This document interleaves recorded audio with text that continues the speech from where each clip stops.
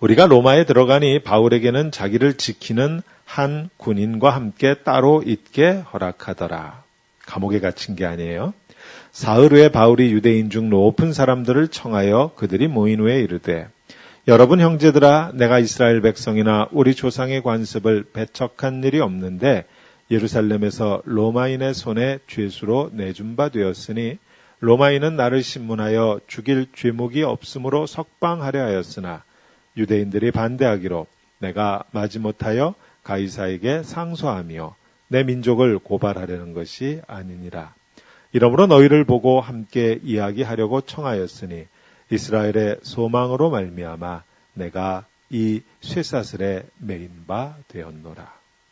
그들이 이르되 우리가 유대에서 내게 대한 편지도 받은 일이 없고 또 형제 중 누가 와서 내게 대하여 좋지 못한 것을 전하든지 이야기한 일도 없느니라.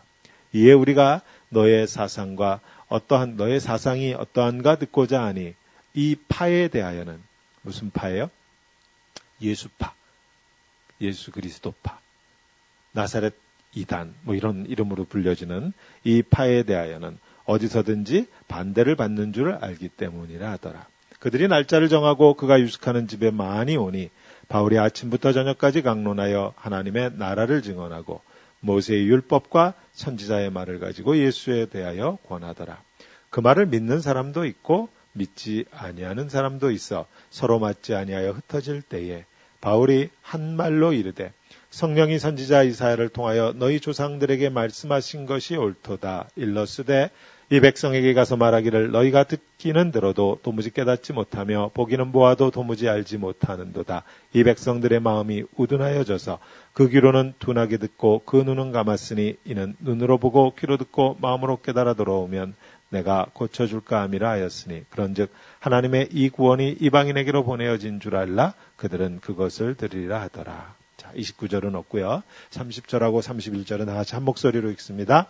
바울이 온 이태를 자기 셋집에 머물면서 자기에게 오는 사람을 다 영접하고 하나님의 나라를 전파하며 주 예수 그리스도에 관한 모든 것을 담대하게 거침없이 가르치더라. 아멘. 마침내 로마 제국의 심장부인 로마에 들어왔어요. 유대 종교 지도자들이 테러리스트들까지 동원해서 사도 바울을 죽이려고 했죠. 또 배를 타고 오는 동안에는 태풍, 유라굴로라고 하는 태풍이 몰아쳐서 죽을 뻔했어요. 사단은 어떻게 해서든지 사도 바울을 죽이려고 했고 어떻게든지 그 걸음을 막으려고 했는데 하나님의 뜻을 따라 한 걸음 한 걸음 나아가는 바울의 걸음은 그 무엇도 막을 수가 없었습니다. 우리가 사도행전 앞부분에서 그것을 보았어요. 그리고 이제 로마에 거주하는 그리스도인들의 환대를 받으면서 로마에 도착했어요. 비록 죄수의 신분이었지만 그러나 아직 범죄가 확정된 것이 아니었기에 또 로마 시민이었기에 감옥에 갇힌 게 아니고요. 오늘 본문 30절에서 보듯이 셋집에 머물렀다 그랬어요. 셋집이 뭐야? 셋집. 월세방. 월세방 알아? 렌트. 매달 이렇게 페이하고. 그러면 렌트비는 누가 냈을까요? 사도 바울이 냈을까? 로마 정부가 내줬을까? 네, 로마 정부가 땡. 본인 부담이었어요. 본인이 렌트비를 내고 주거지를 이렇게 정해서 그곳에 머물렀고, 우리식으로 말하면 이게 가택연금이라고 하는 것하고 비슷해요. 로마 병사가 늘 붙어 있어서 이렇게 함부로 돌아다닐 수는 없어요. 그런데 사도 바울을 만나기 위해서 찾아오는 사람들을 막지는 않았습니다. 그러니까 감옥하고 조금 다르죠. 비록 거리로 나가서 사람들을 붙들고 복음을 전할 수는 없었지만 자신을 찾아오는 사람들을 향해서 얼마든지 복음을 전할 수 있는 그런 상황으로 로마에 있었어요. 얼마 동안? 이태 동안, 2년 동안. 자, 그럼 여기서 우리 질문 하나 하십시다. 그림을 좀 그려보세요. 우리가 그동안 보았듯이 사도 바울은 누구를 만나든지 늘 복음을 전하기 위해서 가슴이 뜨거웠던 사람이에요. 복음을 전하기 위해서 정말로 온몸이 부서져라 애쓴 사람이죠. 그러니까 이렇게 표현할게요. 바울은 복음 전도에 미친 사람이에요. 성도님들 질문해 보세요. 자기 자신한테. 나는 뭐에 미쳐서 살고 있나? 미쳐서 사는 삶이 아름답습니다. 우리 아이들을 그렇게 가르쳐요. 뭔가에 미쳐야 돼요. 뭔가에 미쳐서 살아야 돼요. 사도 바울은 복음에 미친 사람이었어요.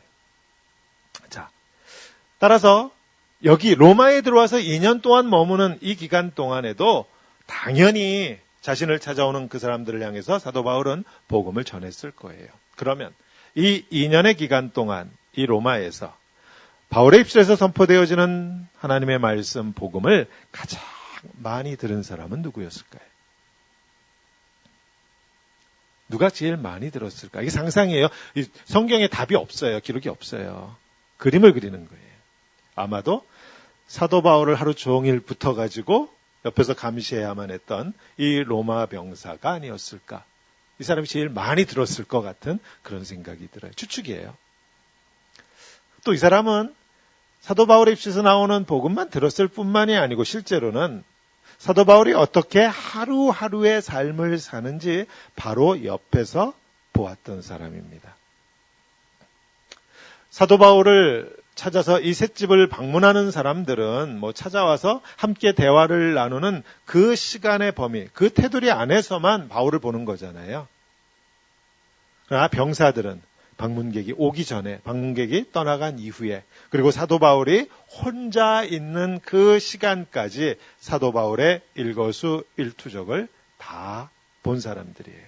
로마 병사. 어떤 모습을 봤을까요? 사도 바울이 어떤 모습을 보았을까? 혹시 이런 모습 상상이 되세요? 사도 바울이 이랬을 것 같지 않으세요? 복음, 즉 하나님의 말씀을 들으려고 찾아온 사람들을 만나서는 열심히 설교합니다. 열심히 성경 공부 가르쳐요. 열심히 하나님을 전해요. 그럼 이 사람들이 이제 사도 바울하고 작별하고 헤어져서 갈 때는 사도 바울한테 뭐라고 인사하고 가는지 아세요? 바울 목사님, 은혜 많이 받았습니다. 이러고 가요. 제가 알아요. 저도 성경 공부나 이러고 하면 목사님 은혜 많이 받았어요 그러는데 사도 바울이 얼마나 많은 은혜를 끼쳤겠어요.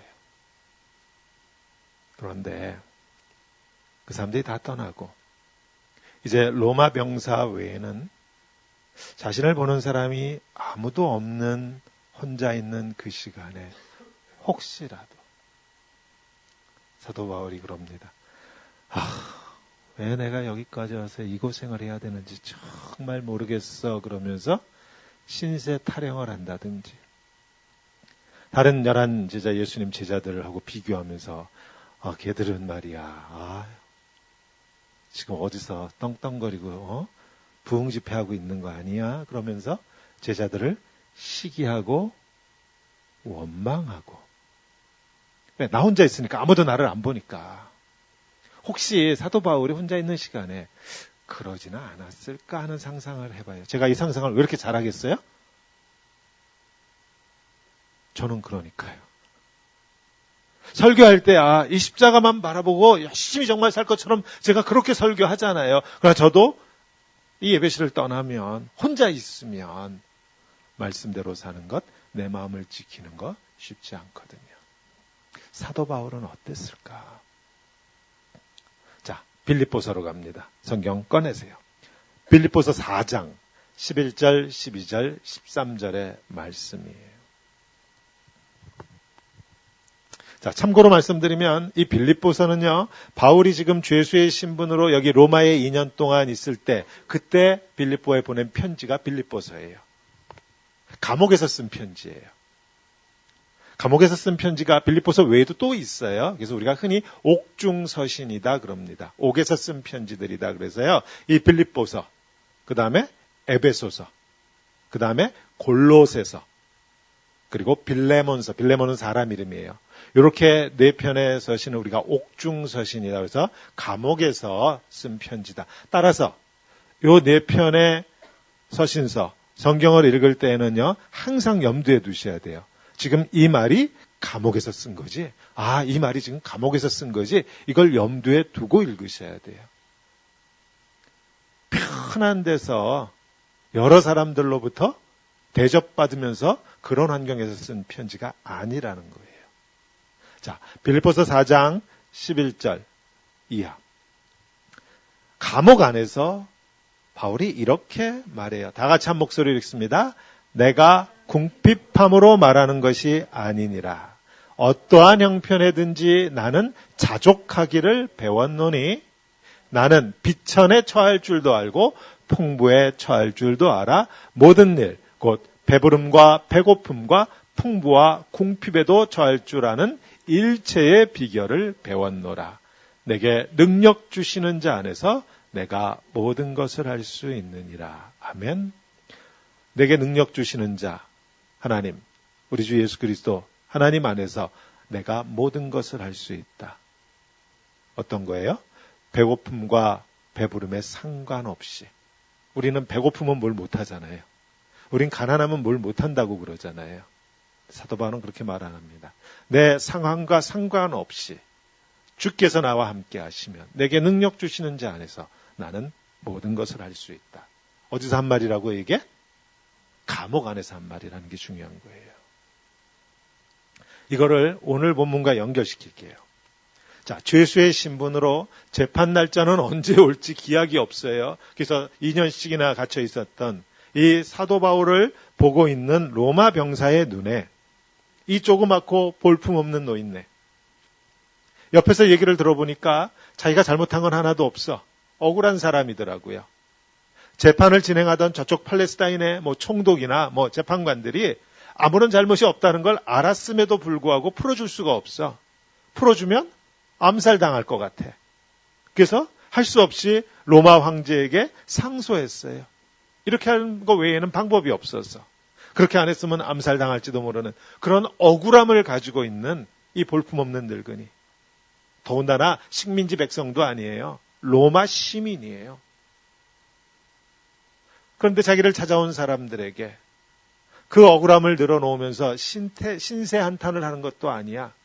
혼자 있을 때조차도 누구를 원망하는 소리를 이 로마 병사들이 듣지 못했다라는 것입니다. 그러니까 빌립보에 있는 성도들에게 편지를 쓰면서 그렇게 말할 수 있었어요. 내가 궁핍해서, 내가 지금 가난해서, 내가 지금 내 형편을 정당화하려고 이런 말 하는 거 아니다. 어떠한 형편에 처하든지 내 상황에 관계없이 나는 지금 내 상황을 만족할 줄 아는 자족하는 것을 배웠다. 비천에 처할 줄도 알고 풍부에 처할 줄도 알고 배부름과 배고픔과 풍부와 궁핍에 처할 줄 아는 이런 것들이 내게 영향을 끼치지 못하는 그 모든 비결을 내가 배웠다. 그 비결이 뭐냐? 내게 능력 주시는 자 안에서 내가 모든 것을 할 수 있느니라. 아멘. 보세요. 복음을 말로만 전한 게 아니죠. 누가 보든지 보지 않든지 상관없이 그 복음을 살았다라는 것이에요. 그 복음을 살아냈다라는 것이에요.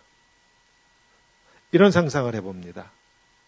이 사도 바울을 보고 있던 로마 병사가 무덤덤할 수 있었을까? 아무 감동 없이 그냥 바위덩어리 쳐다보듯 그럴 수 있었을까요? 혹시 바울이 로마 병사를 앞에 앉혀놓고 복음을 전하지 않았다고 그래도 쳐다보고만 있어도 바라보기만 하고 있어도 바울의 모습을 지켜보던 그 병사의 마음이 움직일 수밖에 없지 않았을까? 그런 상상을 해봐요. 그 결과가 뭔가 하면은요. 사도행전 맨 앞에, 사도행전 말고 또 누가복음 맨 앞에. 기억하세요? 누가복음하고 사도행전은 한 권의 책이라고 그랬어요. 근데 둘로 쪼개서 상하권으로, 앞에는 복음서, 뒤에는 사도행전으로 우리가 가지고 있다 그랬습니다. 그래서 누가복음 맨 앞에 1장 1절에 가면 뭐라고 그랬어요? 이걸 누구한테 보낸다고 쓰는 편지다? 편지에 사실은 데오빌로 각하에게 이렇게 하면서 로마 고관한테 쓰는 글이었어요. 사도행전 1장 1절에도 데오빌로여 하면서 그 로마 고관의 이름을 부르면서 시작하잖아요. 자, 이런 상상해요. 사도 바울을 지키고 있는 이 로마 병사들이 수근수근하는 그 소리가 로마 고위 관리의 귀에까지 들어가서 결국 누가복음과 사도행전의 이 편지가, 이 글이 우리에게 남겨진 것은 아닌가 상상력을 좀 발휘하자고요. 쓰여져 있지 않은 이면의 것들을 우리가 좀 보고 싶어서 이런 말씀드립니다.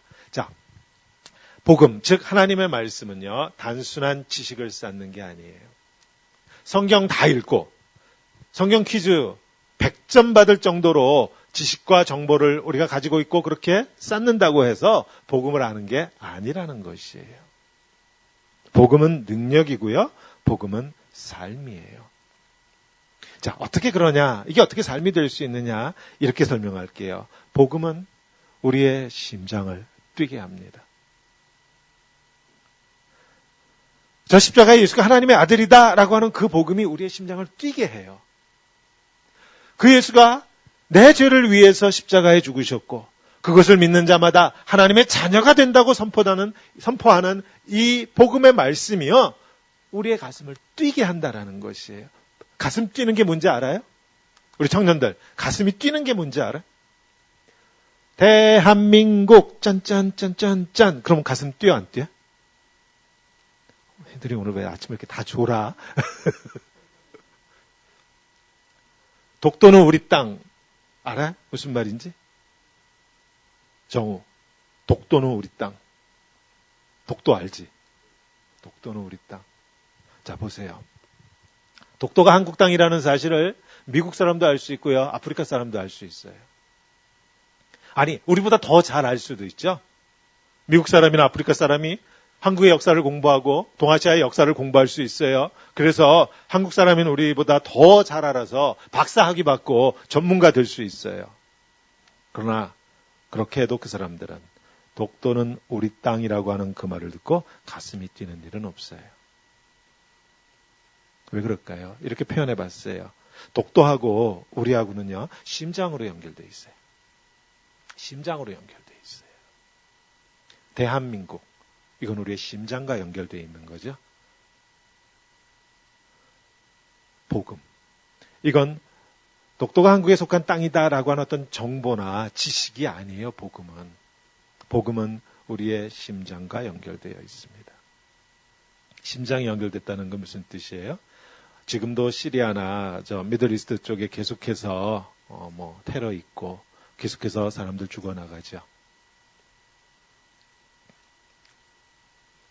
신문이나 그런 사진을 보면서 우리 안타까워하고 기도할 수 있어요. 그러나 우리의 심장이 아프지는 않아요. 세월호 사건 얘기 좀 할게요. 3년 지났어요. 어떤 정치가가 그렇게 말합니다. 부모 탈상도 3년이면 끝난다고. 이제 그만 좀 울고먹어라. 그런 표현을 썼어요. 정치가들이 울고먹는 것 같기는 해요.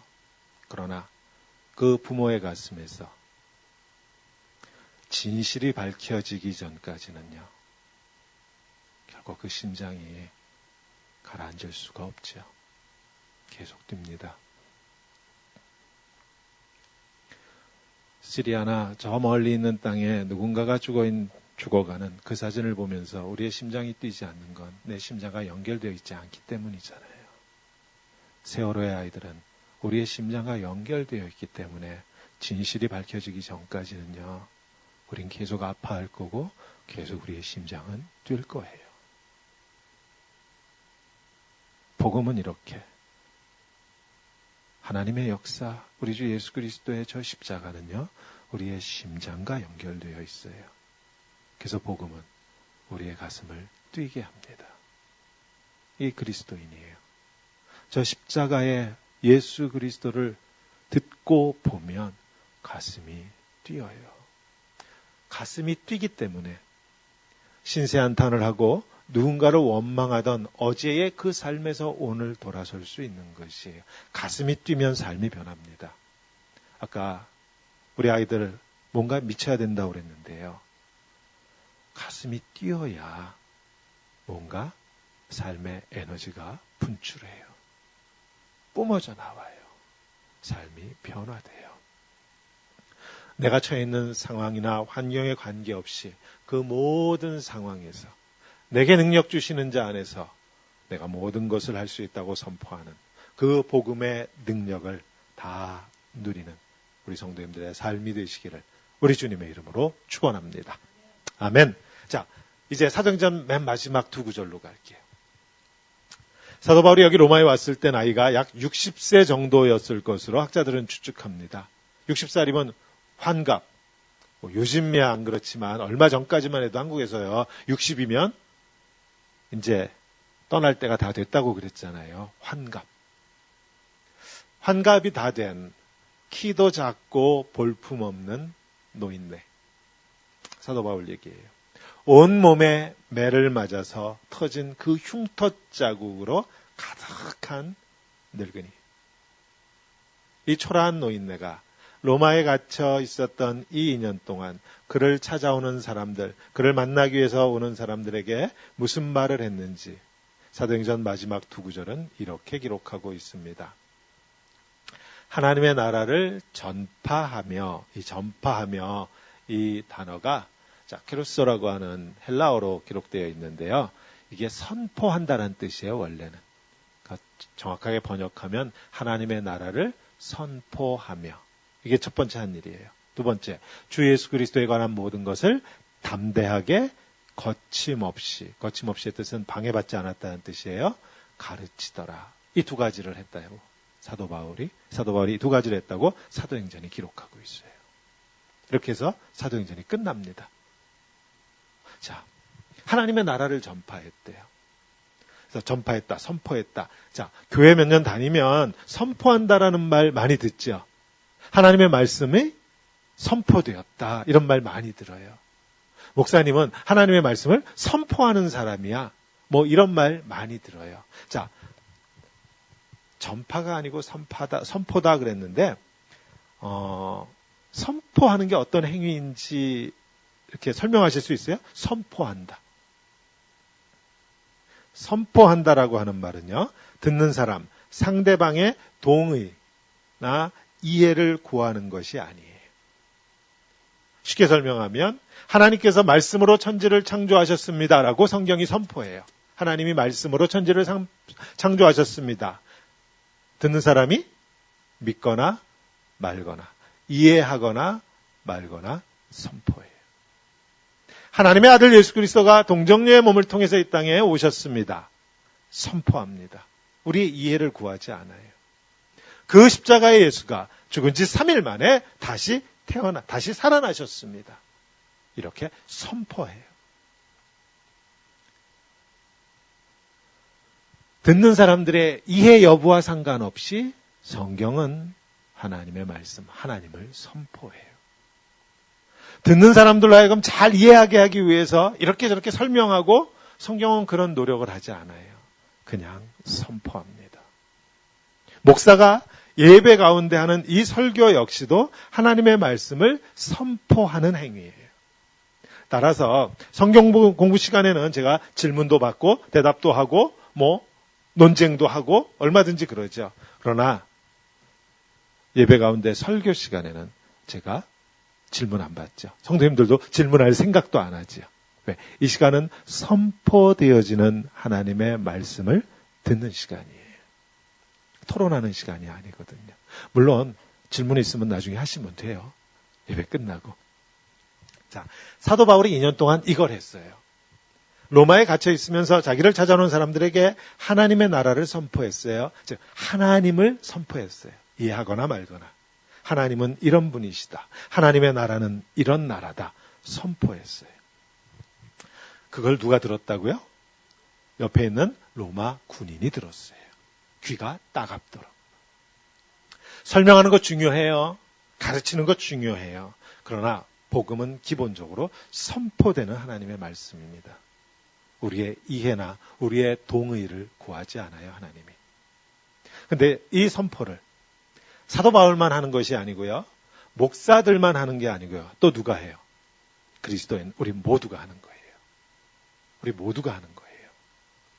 전도가 어려운 까닭은 우리가 자꾸 설명하려고 하고 저 사람한테 이해시키려고 하기 때문에 저 사람을 설득시켜서 교회에 끌고 가려고 하니까 전도가 어려워요. 아니에요. 어차피 이해 불가능한 겁니다. 성경 말씀을 어떻게 이해해요? 설명도 불가능하고 설득도 불가능해요.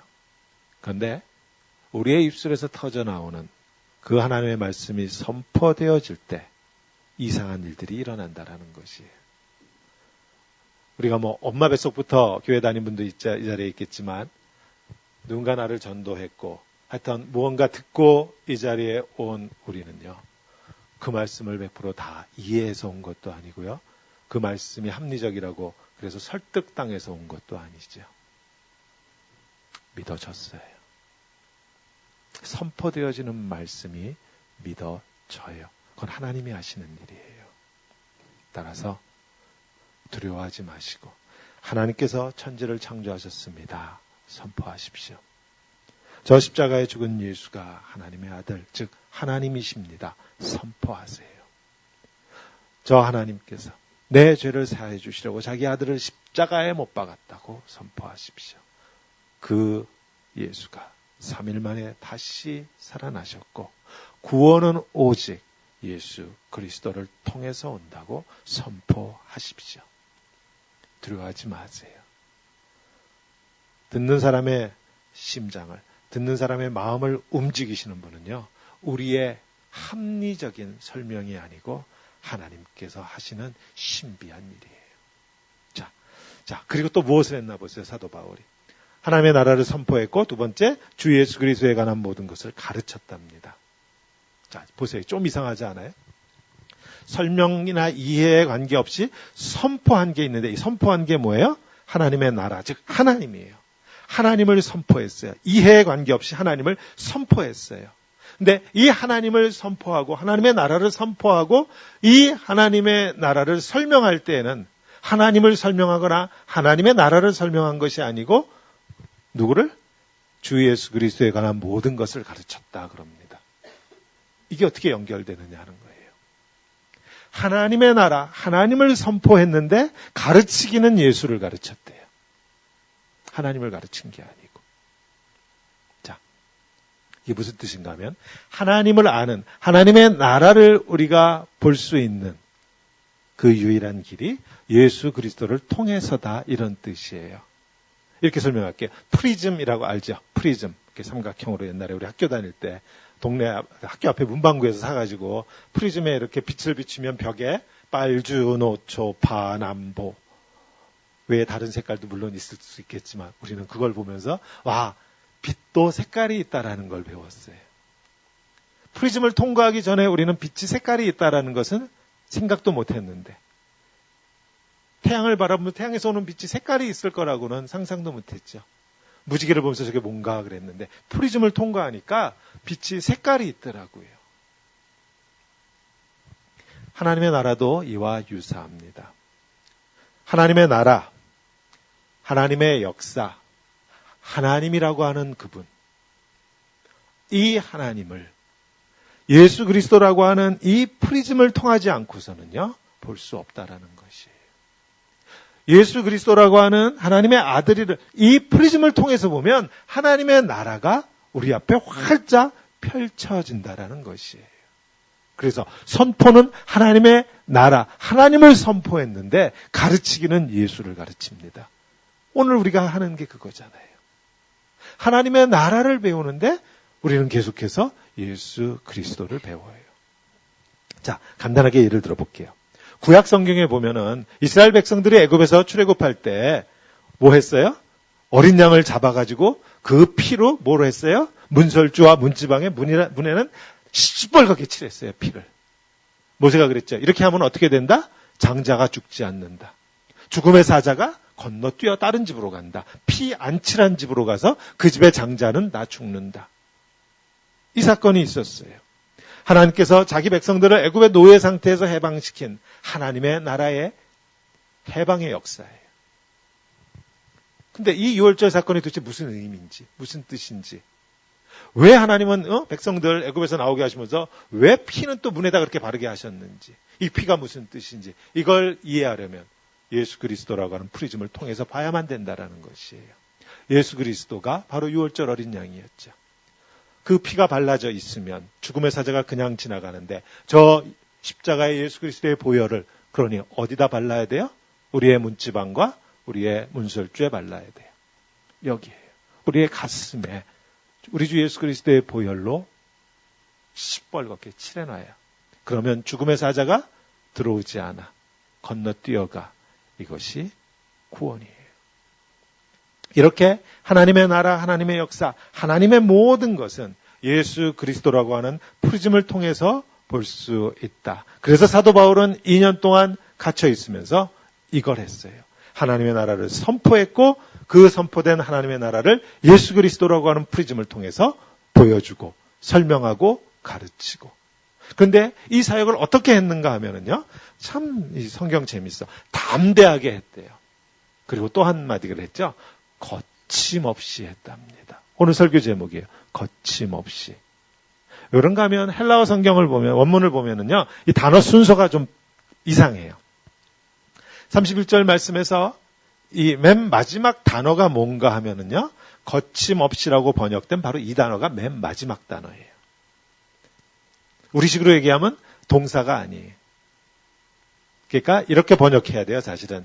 주 예수 그리스도에 관한 모든 것을 담대하게 가르쳤습니다. 거침없이. 이렇게 끝나요. 사도행전의 마지막 단어가 거침없이 이 단어예요. 왜 마지막에 두었겠어요?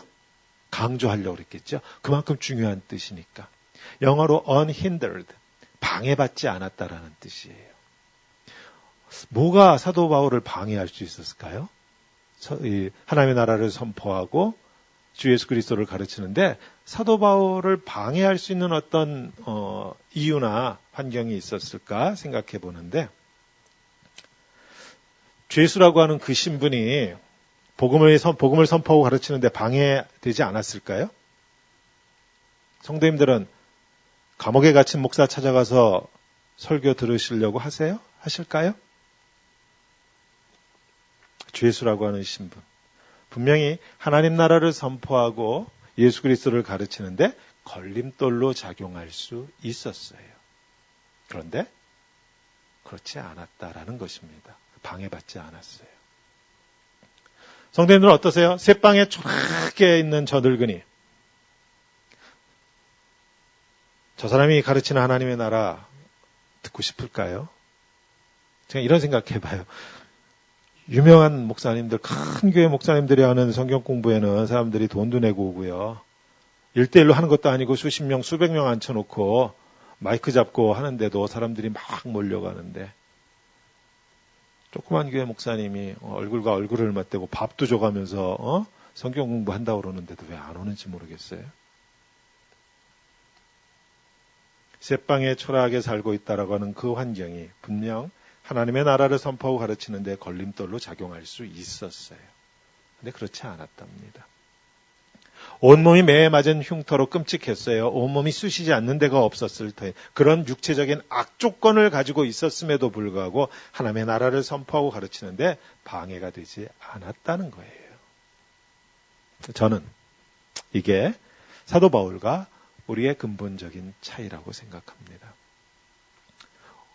오늘 마지막 부분을 들으시고 부탁드립니다. 시험 들지 마세요. 그냥 아프시라고 조금 얘기하는 거예요. 도전받으시라고. 사도 바울과 다르게 우리는 늘 입에 이렇게 달고 삽니다. 이래서 저는 안 되고요. 저래서 저는 못하고요. 평신 돌아서 못하고요. 직분이 없어서 못하고요. 저는 아직 성경의 지식이 없어서 안 되고요. 아직 저는 미숙하잖아요. 성숙하지 않아서 안 되고요. 그리고 제일 우리가 많이 하는 말, 아직은 먹고 사는 게 힘들어서 못해요. 이래서 못해요. 저래서 못해요.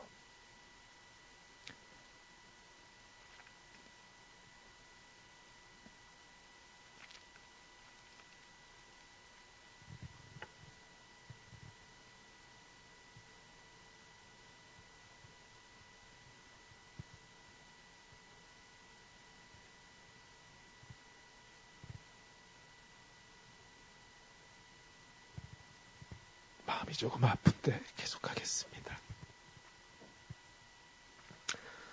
우리의 시선은 둘 중에 하나를 보아요. 예수를 보든지 예수에서 시선을 떼고 다른 것을 보든지. 예수를 보고 있으면 우리의 그릇은 커져갑니다.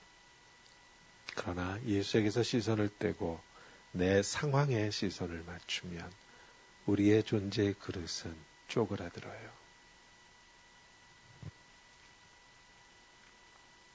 우리가 예수 그리스도를 닮아간다라고 하는 것은 우리의 존재가 그렇게 커져가는 거예요. 내 상황, 내 이익, 내 가정, 내 직장, 나 라고 우리의 시선이 예수님을 떠나 나에게 초점이 맞춰지면 우리의 삶의 그릇은 계속 쪼그라들어서 마치 그냥 웅덩이 같아요. 아세요? 웅덩이의 물은 항상 더럽습니다. 작아서 그래요. 이와 반대로 바다는 똑같이 물을 담고 있는 웅덩이임에도 불구하고 더군다나 온 세상에 온갖 더러운 것을 다 받아들임에도 불구하고 바다는 더럽지 않습니다. 크기 때문이에요. 크기 때문이에요. 사도 바울은 내 상황이 아니고 주님만을 바라보았기에 못할 이유가 없다. 그렇게 말합니다. 그리고 빌립보에 그렇게 썼어요. 감옥 안에서 내게 능력 주시는 자 안에서 내가 모든 걸 할 수 있다고. 내 상황에 시선을 맞추면 잠시는 좀 편할 수는 있어요. 그러나 나는 계속 작아집니다. 그렇게 작아진 내 삶의 그릇엔 그 무엇도 담을 수가 없어요. 이민의 삶 많이 힘들고 어려운 거 잘합니다. 시험 들지 마시고 하나님께서 주시는 말씀으로 들으시고 도전 받으시고 시선을 십자가에 맞출 수 있기를 원합니다. 생각해 보자고요. 만약에 사도 바울이 2년 동안 그렇게 갇혀 있으면서 다른 사람 앞에서야 그러지 않았겠지만 혼자 있는 시간에 편할 거 다 편하려고 했고 안락할 거 다 누리려고 했다면 그러면서 남는 시간에 하나님의 나라를 선포했고 예수 그리스도를 가르치려고 했다면 그를 지켜보는 로마 병사는 결코 감동받지 않았을 것입니다. 그 복음은 결코 그 2년 동안 갇혀있는 쇠방을 벗어나지 못했을 거예요. 오히려 그들은 사도 바울을 위선자라 비웃었을 것입니다. 내게 능력 주시는 자 안에서 내가 모든 것을 할 수 있다. 우린 또 이렇게 생각해요. 나도 하나님이 능력 주시면 다 할 수 있다. 또 이렇게 생각하기 쉬워요. No, 이미 주셨어요. 예수 그리스도를 주셨어요. 내게 능력 주시는 자 안에서라고 하는 말은요. 이미 내가 능력 안에 있다라는 뜻이잖아요. 임마누엘의 하나님이 나와 함께하고 계시는데 만유를 지으신 분이 나와 함께 하시는데 무슨 능력이 더 필요해요? 이미 주어졌어요. 그래서 제가 좀 생각해 봤는데 이 고백을 사도 바울이 했던 고백을 우리말로 풀었으면 이렇게 풀었을 수 있겠구나 생각합니다. 하나님의 능력이 이미 나와 함께 하심으로 내가 모든 것을 할 수 있노라. 파워포인트를 준비했습니다. 우리 다 같이 한 목소리로 선포합니다. 하나님의 능력이 이미 나와 함께 하심으로 내가 모든 것을 할 수 있다. 기도하겠습니다.